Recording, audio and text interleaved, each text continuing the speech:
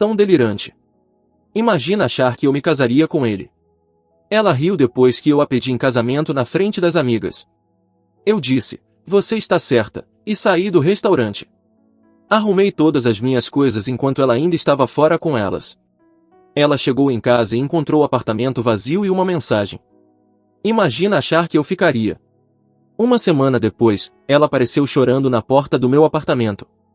Oi, pessoal, antes de continuarmos com o vídeo, não se esqueçam de se inscrever no canal e deixar o like se quiserem ver mais histórias como essa. Obrigado. A caixinha do anel parecia pesar 1000 quilos no meu bolso. Meu coração não estava apenas batendo. Era uma batida frenética, esperançosa, como um solo de bateria contra minhas costelas. Eu tinha planejado aquilo por meses. Economizado para o anel que ela havia apontado discretamente na vitrine de uma joalheria. Escolhi este restaurante, o Celadon, porque foi onde tivemos nosso primeiro encontro de verdade. Eu até tinha combinado com o garçom para trazer uma garrafa do champanhe favorito dela no momento certo. O momento certo era agora. Do outro lado da mesa, Chloe comandava a conversa. Sua risada soava como sinos agudos e brilhantes enquanto terminava uma história sobre humilhar um estagiário na agência de marketing onde trabalhava. Suas duas melhores amigas, Jenna e Priya, imitavam cada expressão dela. Uma plateia perfeitamente sincronizada de duas pessoas. Respirei fundo. Era isso. O barulho do restaurante se transformou em um murmúrio distante. Chloe, eu disse, com a voz felizmente firme. Ela parou no meio de um gole do Cosmopolitan e arqueou uma sobrancelha perfeitamente desenhada. O que foi, amor? Você está com cara de constipado. Jenna riu baixinho. Eu me levantei, a cadeira raspando suavemente no piso. Caminhei até o lado da mesa onde ela estava. As três mulheres olharam para mim, sorrisos curiosos nos lábios de Jenna e Priya. O de Chloe era mais um meio sorriso divertido. Ajoelhei-me, o choque do chão frio atravessando minha calça social. Tirei a caixinha do anel do bolso com dedos subitamente desajeitados. Clique. A tampa se abriu. O único diamante, impecável, captou a luz suave do teto. Vi meu próprio reflexo, esperançoso e aterrorizado, em suas facetas. Chloe Marie Evans. Comecei, as palavras ensaiadas voltando à tona. Há 3 anos, você tem sido a parte mais vibrante e emocionante da minha vida. Você torna cada dia imprevisível. E, meu Deus, não foi um suspiro de alegria. Foi uma declaração de choque puro e absoluto. O sorriso divertido congelou e depois tremeu. Uma mão voou até a boca dela, mas não para conter um grito. Era para esconder a risada que já borbulhava na garganta. Os olhos dela correram do anel para Jenna, depois para Priya.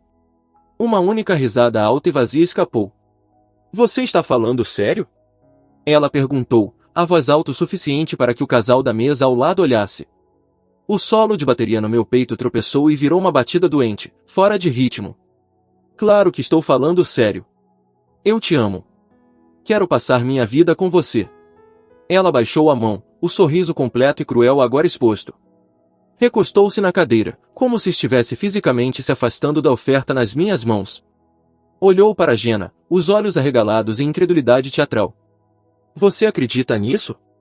Ela disse, com a voz projetada para uma plateia. Não era para mim. Era um comentário. Mark. Ah, Mark. Tão delirante. A palavra me atingiu como um tapa físico. Delirante. Priya se mexeu desconfortável, olhando para o prato. Jenna, no entanto, se inclinou para frente, como um abutre sentindo carniça. Chloe voltou a olhar para mim, mas não era o olhar que se dá a um parceiro. Era o olhar que se dá a um garçom meio lento que trouxe o vinho errado. Imagina achar, ela disse lentamente, pronunciando cada palavra para causar o máximo impacto, que eu realmente me casaria com ele. Ela disse ele como se fosse sinônimo de lixo. Chloe, eu tentei, mas ela me cortou com um gesto da mão. Não, escuta. É fofo. É mesmo. Esse negócio de engenheiro estável. As marmitas organizadas de domingo. A segurança é bonitinha, amor. De verdade. Ela inclinou a cabeça. Mas casamento? Com você? Minha vida ficaria tão acomodada. Eu estaria entediada aos 30. Eu sou feita para brilho. Para experiências. Não para isso. Ela fez um gesto vago em minha direção, ainda ajoelhado, a caixinha do anel agora parecendo um artefato radioativo na minha mão. A humilhação era uma coisa viva, rastejando pelo meu pescoço, queimando minhas orelhas. Vi a pena nos olhos de Priya e a alegria nua nos de Jenna. Vi os outros clientes fingindo não olhar. Mas, acima de tudo, vi Chloe. Não a mulher que eu amava, mas uma estranha, encenando crueldade para ganhar aprovação social. O chão frio sob meu joelho parecia infiltrar-se nas minhas veias. O estilhaçamento do meu coração não foi uma ruptura dramática. Foi uma explosão interna silenciosa, cujos fragmentos congelaram instantaneamente em algo afiado e claro. Toda a névoa de amor e esperança evaporou no calor do escárnio dela, deixando um cenário de verdade brutal e inegável. Eu me movi devagar, de forma deliberada.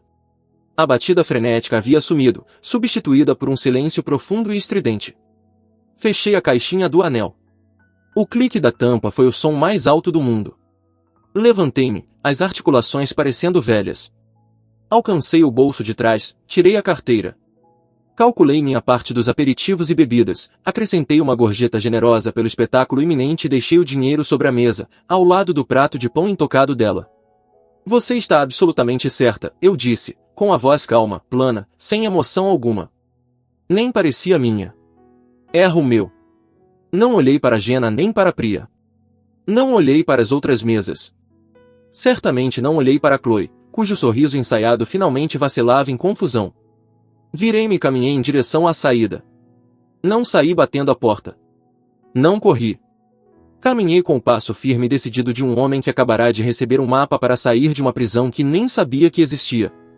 Ouvi um Mark estrangulado atrás de mim, mas não era um chamado de amor ou arrependimento. Era o som de uma artista cuja peça favorita acabará de sair do palco. Empurrei a pesada porta do restaurante e fui para o ar frio da noite. O silêncio havia desaparecido, substituído por uma única e clara ordem que ecoava no novo espaço vazio onde meu coração costumava estar. Volte para casa. Apague-se. A viagem de volta foi feita em absoluto silêncio.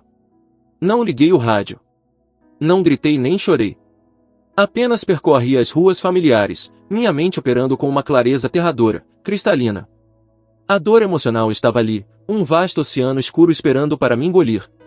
Mas, por enquanto, eu estava sustentado por um único comando firme. Mover. Nosso. Não. O apartamento dela ficava em um condomínio moderno que ela escolhera pela estética. Eu pagava 70% do aluguel. Eu tinha pendurado os quadros, montado os móveis, desentupido o ralo do chuveiro. Parecia que eu estava construindo um lar. Agora, era apenas um local contendo meus pertences. Troquei a calça e a camisa do pedido de casamento por um jeans gasto e uma camiseta. Roupa de trabalho. Aquilo era um trabalho. Comecei pela sala. Meus livros, organizados meticulosamente nas prateleiras que construímos juntos. Não olhei os títulos. Apenas os coloquei em caixas. Meus discos, a vitrola vintage para a qual eu havia economizado. Em uma caixa separada, acolchoada. Eu era um cirurgião, e aqueles eram meus instrumentos. Não senti nada. Fui para o quarto. Peguei minhas roupas, meus sapatos, minhas roupas de inverno do fundo do armário. Deixei o suéter ridículo de cachemir que ela tinha me dado no aniversário no ano passado, aquele que eu nunca usava porque pinicava. Deixei tudo que tinha o cheiro dela. Da minha mesa de cabeceira, peguei o relógio do meu avô, meu passaporte, a pasta com o documento do carro e o seguro. Deixei a foto emoldurada de nós dois na praia, meu sorriso agora parecendo de um idiota. A única hesitação veio no meu cantinho de escritório, que na verdade era só um canto do segundo quarto. Ali, em um cofre à prova de fogo trancado, estava a prova tangível da minha ilusão. Os recibos guardados do anel, os folhetos da casa à beira do lago que eu vinha pesquisando discretamente para um futuro verão, a lista de possíveis destinos de lua de mel que eu tinha começado no celular e impresso. Não abri o cofre.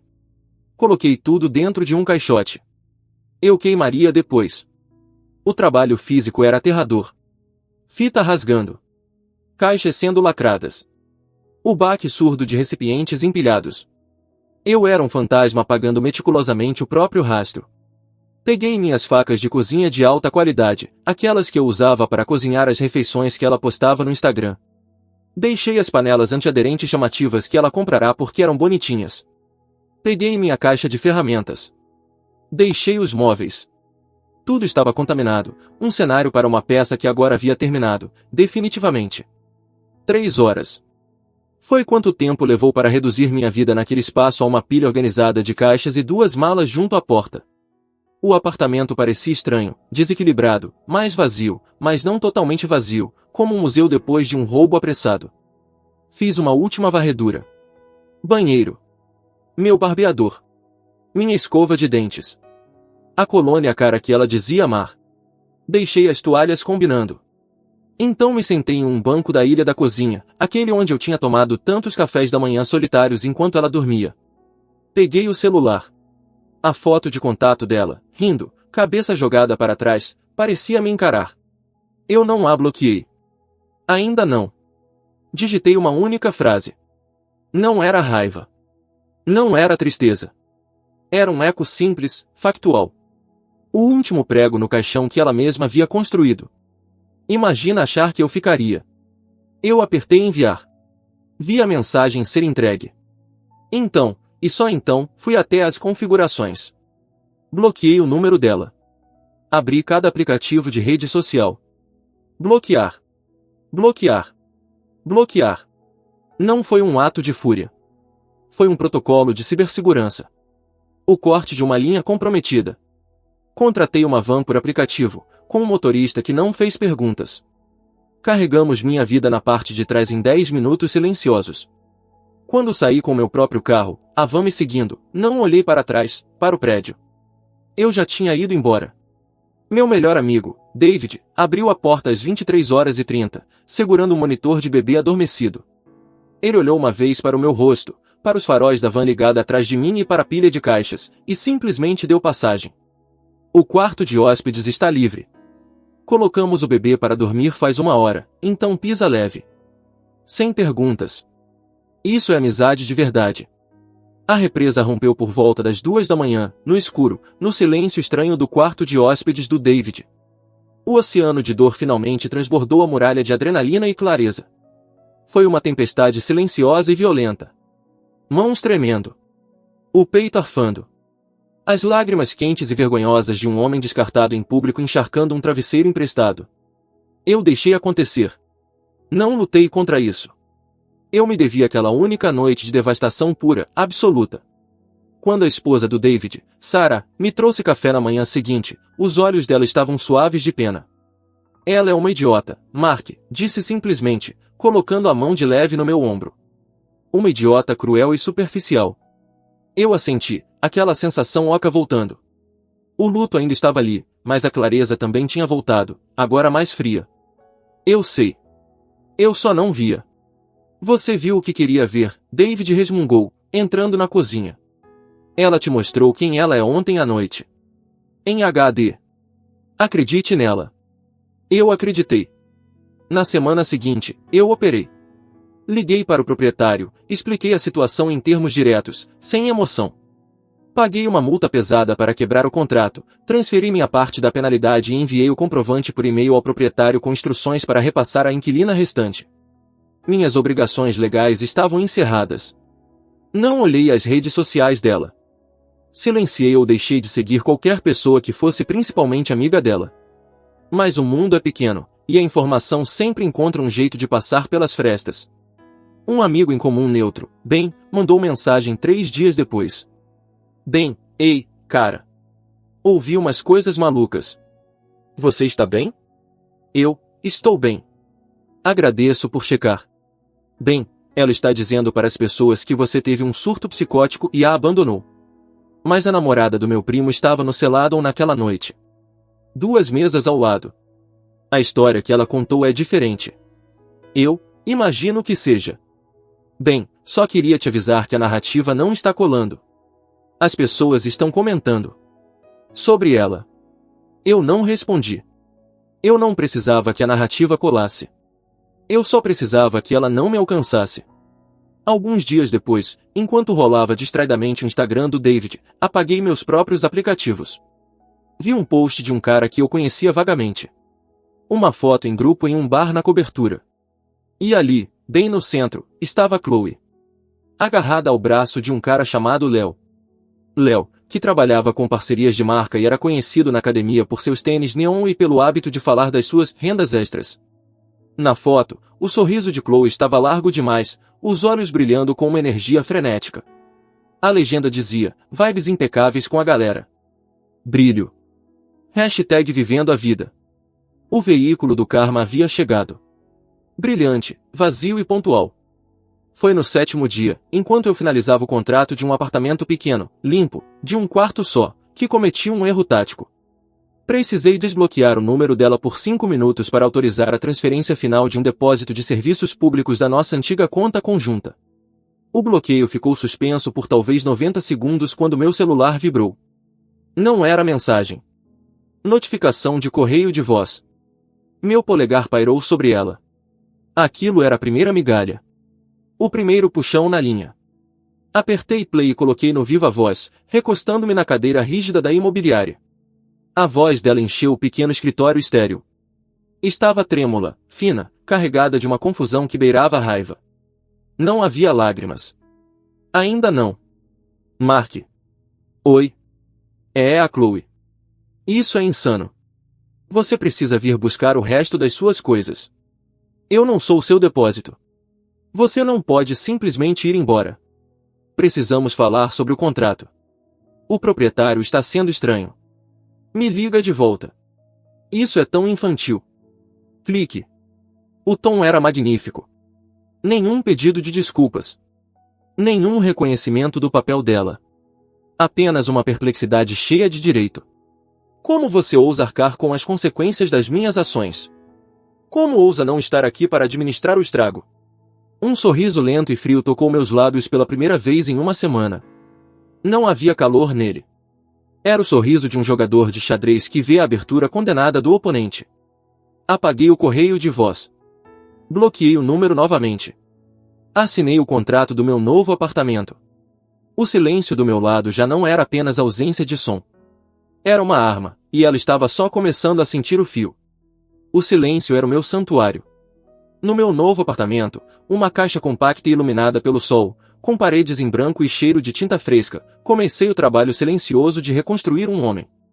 Não por vingança, não para provar nada a ela, mas porque a pessoa que eu era tinha sido desmontada em um restaurante, e eu precisava montar algo novo a partir das peças. Eu ia à academia às 6 da manhã, não para ficar definido, mas pela lógica simples e brutal. Levantar um peso. Colocar no chão. Repetir. O progresso era mensurável. Encontrei uma terapeuta, uma mulher direta chamada Doutora Vance, e no consultório tranquilo dela, não falei só sobre a Chloe. Falei sobre por que eu achava que aplauso em pé era o mesmo que amor, por que confundia ser útil com ser valorizado. O trabalho virou refúgio. Mergulhei em análises estruturais e cronogramas de projeto, coisas que obedecem às leis da física e da matemática, não aos caprichos caóticos de uma artista performática. Me reconectei com amigos de antes da Chloe, os caras que ela chamava de entediantes. Fomos a bares simples, falamos de futebol e marcenaria, e ninguém analisava o tom de ninguém em busca de significado oculto.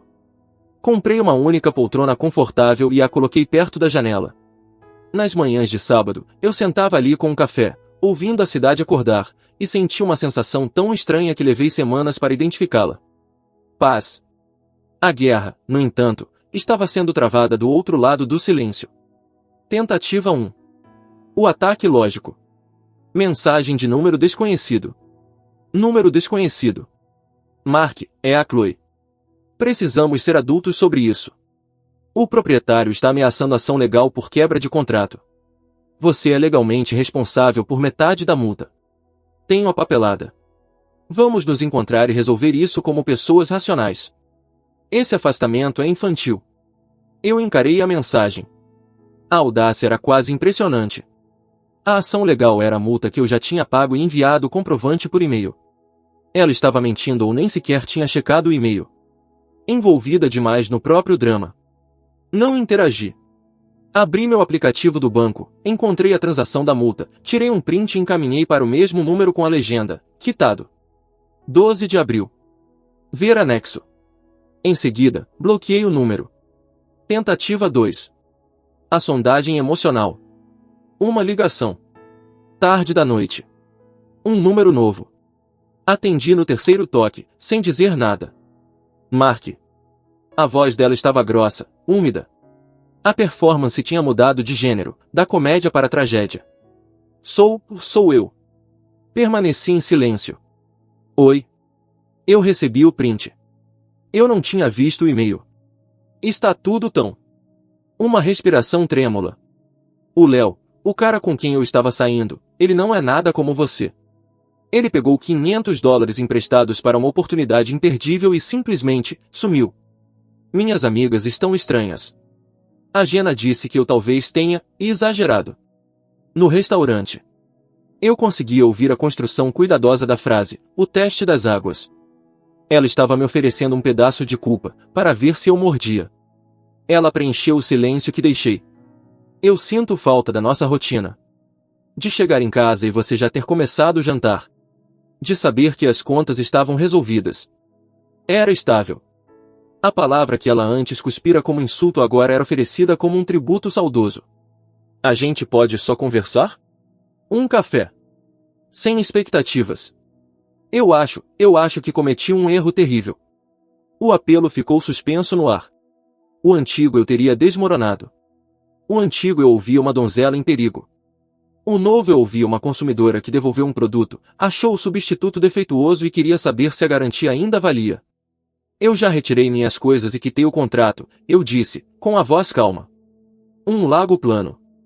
Não há nada para discutir. Mark, por favor. Eu encerrei a chamada. Bloqueei o número. Não senti nada além de um leve asco, como se tivesse encostado em algo pegajoso. O karma não veio como um trovão. Foi um desmoronamento lento e público. Eu soube disso por bem, que soube pela namorada do primo dele, que viu tudo nas redes sociais. Léo, o cara das vibes, não tinha apenas dado um ghost na Chloe. Ele estava saindo com 3 mulheres ao mesmo tempo, todas as quais se descobriram por meio de uma série de stories incriminadores no Instagram. Seguiu-se um confronto dramático e público nos comentários de uma das postagens dele, com as respostas furiosas e cheias de erros de ortografia da Chloe sendo printadas e compartilhadas por todo o círculo social deles. As vibes impecáveis agora eram um vazamento tóxico. A crueldade performática dela às minhas custas agora estava sendo reavaliada sob a lente da própria humilhação pública dela. A narrativa havia virado completamente. Aquilo, ao que parecia, foi o ponto de ruptura. Tentativa 3. A verdade raivosa. Desespero na porta. Eu estava fazendo macarrão, um simples aglio e olio, quando o interfone da porta principal do prédio tocou. Eu não esperava ninguém. Apertei o interfone. Alô? Mark. Sou eu. Me deixe entrar. A voz dela estava áspera, despida de qualquer encenação. Não era um pedido. Era uma exigência. Não respondi. Soltei o botão do interfone. 1 minuto depois, meu celular pessoal tocou. Número desconhecido. Deixei cair na caixa postal. O interfone tocou de novo, um zumbido longo e incessante. Com um suspiro, desci. Não para deixá-la entrar, mas para acabar com aquilo. Abri a porta interna do saguão. Ela estava do outro lado do vidro de segurança, um fantasma da mulher do restaurante. O cabelo preso em um coque bagunçado, os olhos vermelhos e inchados. Usava calça de yoga e um moletom manchado. Ela parecia pequena, frágil.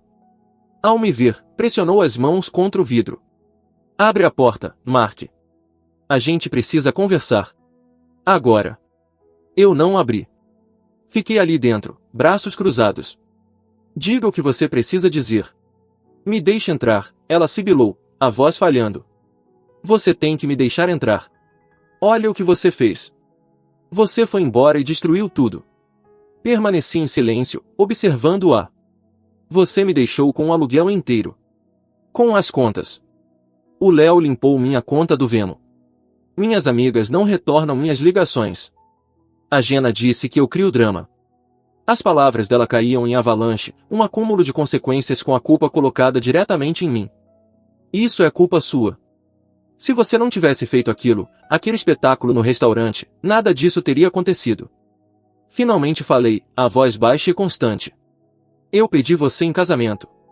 Você disse não. Foi só isso que aconteceu. Você me humilhou, ela gritou, Os punhos agora pequenas bolas contra o vidro. Você me colocou contra a parede. O que eu deveria ter feito? Você deveria ter dito não, eu disse, a simplicidade pairando no ar.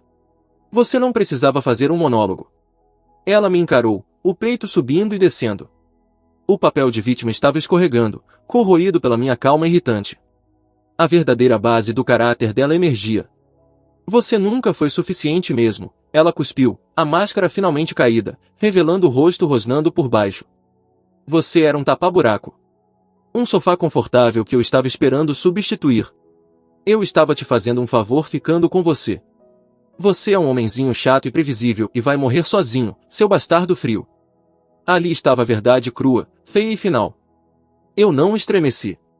Senti uma estranha sensação de gratidão.